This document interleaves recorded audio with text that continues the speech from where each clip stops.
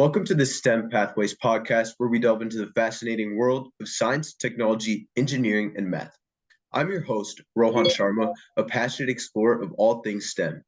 Each episode, we bring you captivating stories, cutting edge research, and inspiring interviews with experts and enthusiasts who are pushing the boundaries of innovation.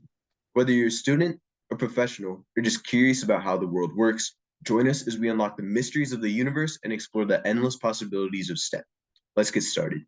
Today, I'll be interviewing Sara Anjum, who has a bachelor's in physics from Princeton and is working on a Ph.D. in material science from Caltech.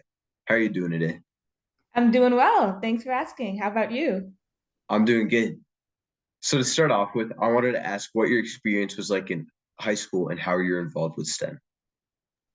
Yeah. So my high school experience had a handful of STEM opportunities. They've definitely grown over the years since I was there. The biggest activity at my school was Science Olympiad, and I actually went to Solon High School. And back in my day, our school had won national championships for several years in a row, and we generally did quite well in many of our competitions. So that was my biggest involvement there. At the time, I had really wanted to become an astrophysicist. And so my favorite events throughout school, fifth grade onwards in Science Olympiad, were the astro events. And I think that Science Olympiad and those astro events provided an excellent opportunity to engage with astronomy because there usually, especially back then, weren't that many opportunities to get involved in that, especially given the resources that were available then. At the time, expensive paid courses were more or less the only ways to get involved. Luckily, since then, there have been way more opportunities and access points available. And I'll talk about some of them a bit more, but I mean, one of the most accessible ones are courses on Coursera and edX, and those online MOOC course platforms really took off when I was graduating high school. I wish they'd been around when I was younger, but highly recommend taking advantage of those especially if you're interested in a niche field that isn't often taught in schools. Yeah. So moving on to your bachelor's, you went to Princeton, got a degree in physics. What was your experience like there? Yeah, my experience was absolutely amazing. I was pleasantly surprised because I didn't realize going in how strong its physics program was overall. I, like I said, I started off in astronomy, astrophysics, and I knew the department there was really good. I also knew it was like very small, but I didn't realize how strong its physics overall was. And when I ended up pivoting away from astrophysics and decided to do physics more broadly, then I really had the opportunity to broaden out my physics education. Princeton's physics curriculum is quite flexible, and it's gotten a bit more flexible over the years. And so I had room to take all sorts of electives. And many of the electives I ended up taking were applied physics electives in the electrical engineering department related to semiconductor devices. And so that's where I ended up focusing. I also ended up getting a minor in material science and engineering at Princeton, did a senior thesis on a type of solar cell material called perovskites and looking at making translucent thin film solar cells. And just the research opportunities at Princeton are, I would say, quite unique in a way because all the non-engineers are mandated to do at least a semester or a year of independent work in your junior year, along with senior theses. Many places do have the option to do a senior thesis, and some honors programs and whatnot even require it. But I think Princeton is pretty unique in requiring most of its students to not only do a senior thesis and as a requirement, but also that junior year independent work, which guarantees that professors have to engage with you on a structured project. And I noticed that while you're doing your bachelor's, you also had plenty of extracurricular activities. What were those like? Oh, that was my, life and joy, the lifeblood of my overall existence and development as a human being. To be honest, if I were to talk about my overall college experience, I would be talking way more about those than perhaps necessarily the strictly academic part itself. I got the opportunity to join the competitive ballroom team. Competitive ballroom was not something that's, very easily accessible. Ballroom is an expensive sport and it's also very niche, but especially on the East Coast, many universities do have a competitive ballroom team. So I joined that. I was in the Princeton Glee Club, which is a classical choir, not to be confused with Glee the show, but it's a classical choir, and our choir did remarkable repertoire such as Bach's Mass in B minor, Mozart's Requiem.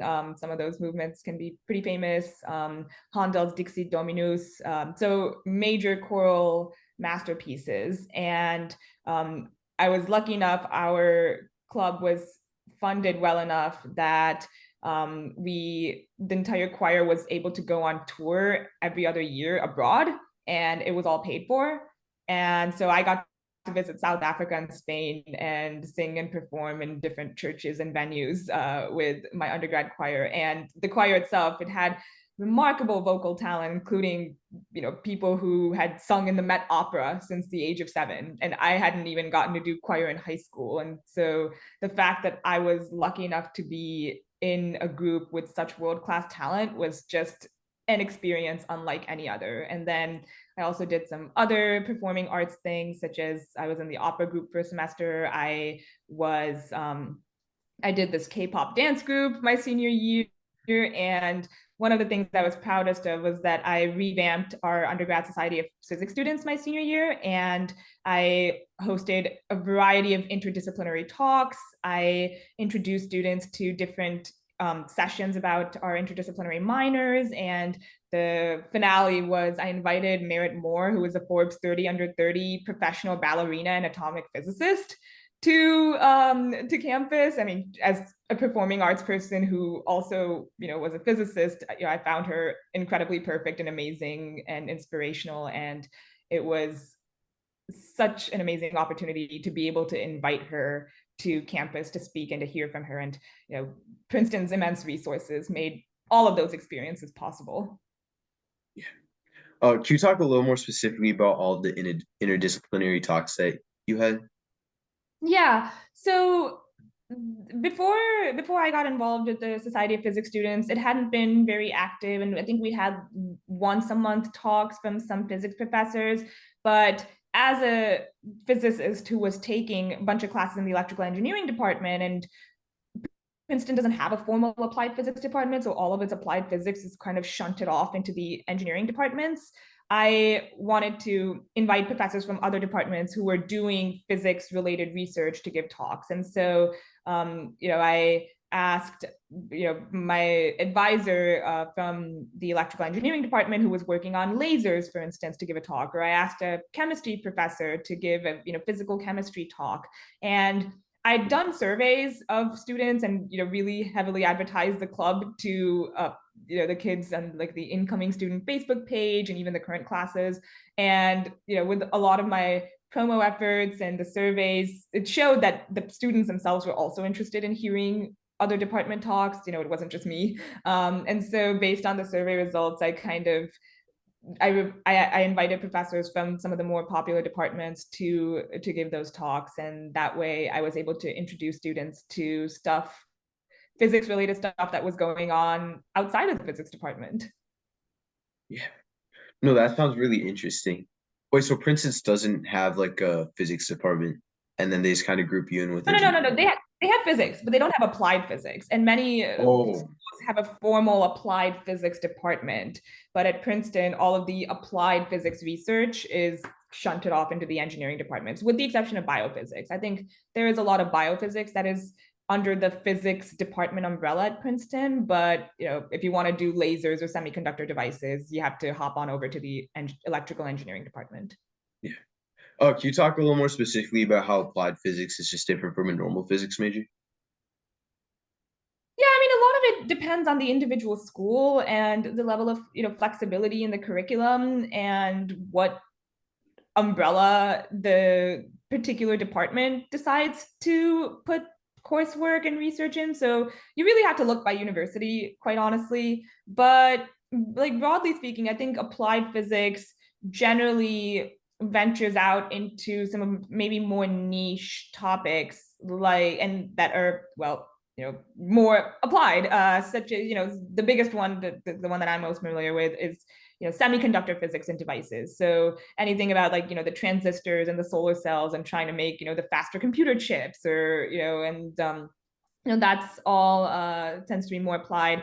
Quantum computing can be a mixed bag, depending on how fundamental or applied it is, and maybe how close it is to the pure physics versus the computer science side. It can be like physics or applied physics. But I think, with physics, a lot of condensed, especially, I'm most familiar with condensed matter area, it still tends to be more fundamental. Like, you're not immediately necessarily trying to investigate those properties in devices. Like in condensed matter physics, there'll be a lot of, for instance, low temperature tests, and they'll look at superconductivity and stuff, but they're not necessarily trying to make even like lab commercializable devices like a solar cell. And so in that sense, sort of, if you're working with something that's a bit closer to sort of current consumer technology, it's sort of a bit more in the applied physics vein. Yeah. So moving on to your PhD, which you're currently doing at Caltech in material science, Yeah. what was your experience like while applying to different programs? Yeah, my experience, I guess in some ways it's similar to just applying for anything, like a job, or I guess it's some combination of applying for undergrad and applying for a job, in the sense that graduate school applications are more professional and specific. With undergrad admissions, at least in the United States, they do care a lot more about you, as a person and a human being. I mean, of course, many discussions to be had about lip service and accessibility of opportunities to do that, but they are more interested in sort of a broader range of experiences, whether that's work experience outside of your desired major, whether that's your extracurriculars, your volunteer work. With graduate school admissions, they care a lot less about that, and it's a lot more about the research that you've done, and to a lesser extent, the courses and knowledge that you've taken, the exact field that you've studied, but a good chunk of it tends to be about your research and your previous research experience. And so I applied to a bunch of schools. I ended up only getting into two. Most of the people in my year, if I remember correctly, mostly got into one or two schools. I think there were only like one or two who got into multiple. And so there are going to be many factors at play there, but definitely not something to get discouraged about, I would say. But yeah, so I was so it was just writing all those essays. They do also have started maybe caring a bit more, if they hadn't already, about diversity. And so I remember having to write diversity essays for several of them. And yeah, but so that was just my overall experience applying. And then of course having the GRE and stuff, but there seems to be a lot of flux about the extent to which schools are counting that. And I will admit, part of the reason I applied for material science over applied physics some of the places is because, at least in my time, applied physics did require or recommend the physics GRE, but material science didn't. And so that was just one less test to take. Yeah. So what's your PhD research about? My PhD research is about solar cells for space. And we care about making our solar cells more radiation resistant, because without the atmosphere, the solar radiation really damages the cells quite a bit, to the point where lifetimes in space are 10 years instead of like 30 years on Earth. And we also want them to be lighter, because it takes a lot of fuel and energy to have heavy cells in space, but the radiation shielding makes the cells a lot heavier than you would even have on Earth. And on Earth, we don't even care about the weight, so it's a pretty big problem. And so we want to reduce the amount of radiation shielding that we need, but we also want our processes to be cost competitive, because we're actually not just using the power in space, but we're wirelessly transmitting it back down to Earth. And so we are trying to make it more competitive with Earth-based solar power. And you started your PhD in 2019, and then you're expected to finish in 2025. Um, well, unclear as of now. Yeah, I mean, it's people, ask, and so places I have to put down a date, but right now I'm definitely, still knee deep in my research. Yeah. When someone does a PhD, what sort of factors determine how long it ends up taking? Um, well, I think one of the two of the biggest factors are availability of funding and your own goals. Because depending on whether you want to go into academia or not, there is more or less pressure to perhaps get a certain number of publications or certain caliber of publications. All the jokes about needing like 5 Nature papers or whatever to get a postdoc. So for context, for those of you who don't know, Nature is a very famous like considered the state of the art publication for in the like scientific and engineering fields. And so if you hear somebody has many Nature papers, they're generally well regarded as in a researcher their work. And there's a lot of discussion to be had about that. But yeah, it's certainly I suppose, a mark of prestige and status similar to attending, for instance, an Ivy League institution. Yeah. So I know for Caltech, they have like a very small undergraduate class compared to most other schools. Yeah. Is it similar with their PhD program? Yes. Their graduates population is a little bigger, but there's also more years, I suppose, because it's not just a strict 4 year or even like 5 year kind of ordeal. So I would say yes, it's probably around similar. And how does that affect your experience there versus being at a much larger college? Oh, it affected a lot. Although well, yes, I mean, just sheer numbers will always make a difference in terms of how easy or difficult it is to find your crowd. Although I think perhaps a little bit more than the number itself, because it's still more people than you would ever hope to know. Although, like I said, it definitely still makes a difference. The bigger factor I would say is the culture and the focus. Most graduate schools, they will have other departments. You will be able to interact with non-STEM students if you wanted to in some capacity. It might be easier, harder, depending on how much intermingling there is, but at least in theory you could go out and find those. Or if you like went on Bumble BFF, then you'd probably still have a bunch of people from your own university who were from those.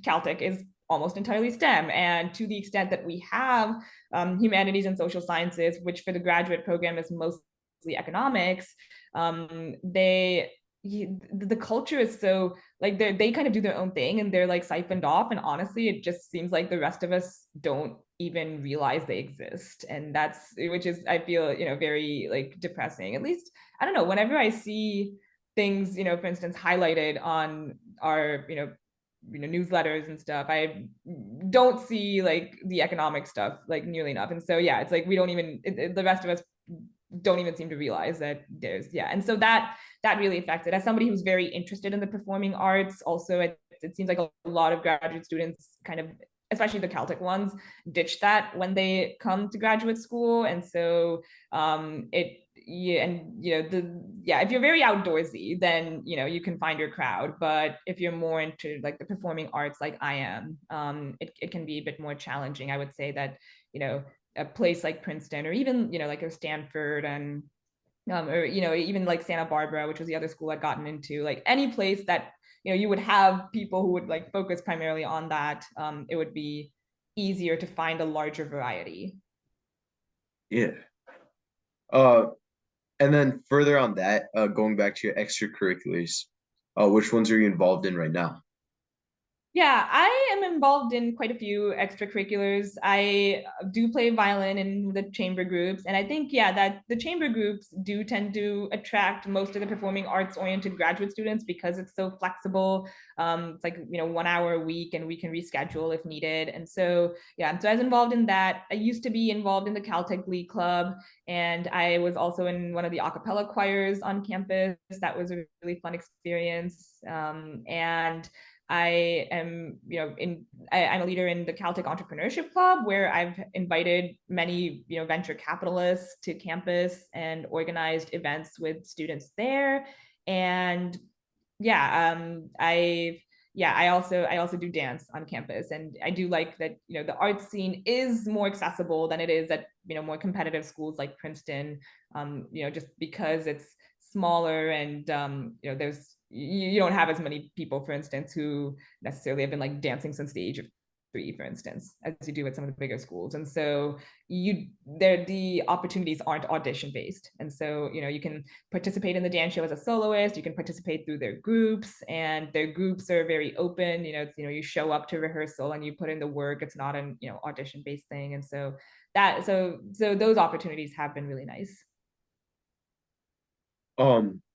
So after you finish your PhD, what are your current plans? Yeah, I'm not entirely sure what my plans are. I do have ideas. I know I don't want to stay in academia, and I am interested in a variety of areas ranging from science policy to, deep tech venture capital, and, sort of investing in sciencey startups, basically. And but I'm also interested in, other careers, even just, like, normal like tech software, or maybe quant research in the finance world. So quant research is a sort of niche area of finance where you're doing research on algorithms for automated trading, and that's a bit different from some of the more traditional finance careers you might hear about, such as investment banking or private equity.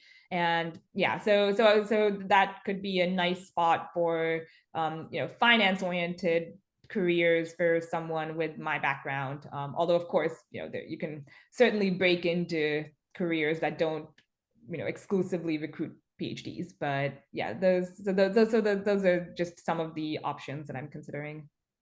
Yeah. So if you had to give one piece of advice to someone who's still in high school or very early in college, wanting to go down a similar career path as you, what would you say?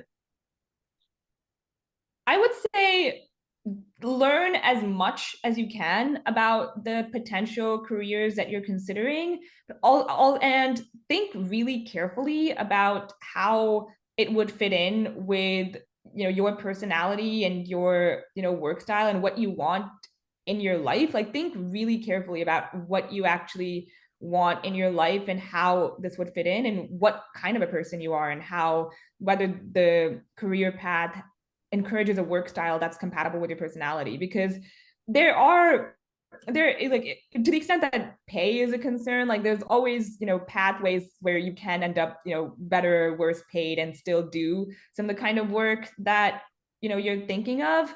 But I would say that perhaps the biggest thing is to, like, to give an example, like I found the PhD experience, it's very right, it's very focused. You're developing a thesis on, for after years and years, in a very particular niche topic. And the joke is sometimes that only 5 people are going to read it, right? And so if and a lot of times the day to day can be very lonely. It's not the most people oriented. Maybe becoming a professor ends up being more people oriented, but the path to getting there, in my opinion, is not as people oriented as some other careers. And so if you're a very people oriented person,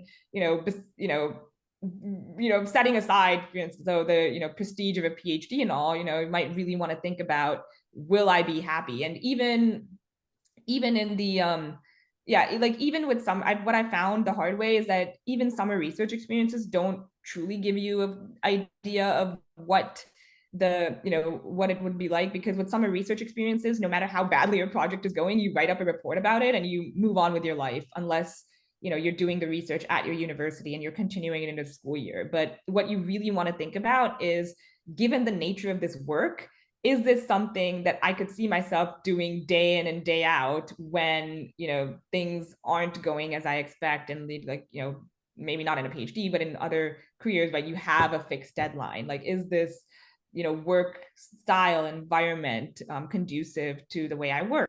Like if it's a job that's a strict 9 to 5, like, do I function like that, or do I need something with more flexibility? Does this provide the work-life balance that I want? I'm big on work-life balance, and that's very important to me. And it's important to get really honest with yourself about what. And so basically, I would say get as much experience, preferably, right, full-time work itself, but then if not, just learning about careers, talking to people, and really figuring out what my work, what your work personality and working style is like. And maybe, like, sure, taking relevant courses if you can't get the work experience, or trying to do projects on your own, but really trying to figure out, is this something I enjoy? I think that's probably my biggest advice. All right then. Thank you for joining me. Yeah, thank you for having me.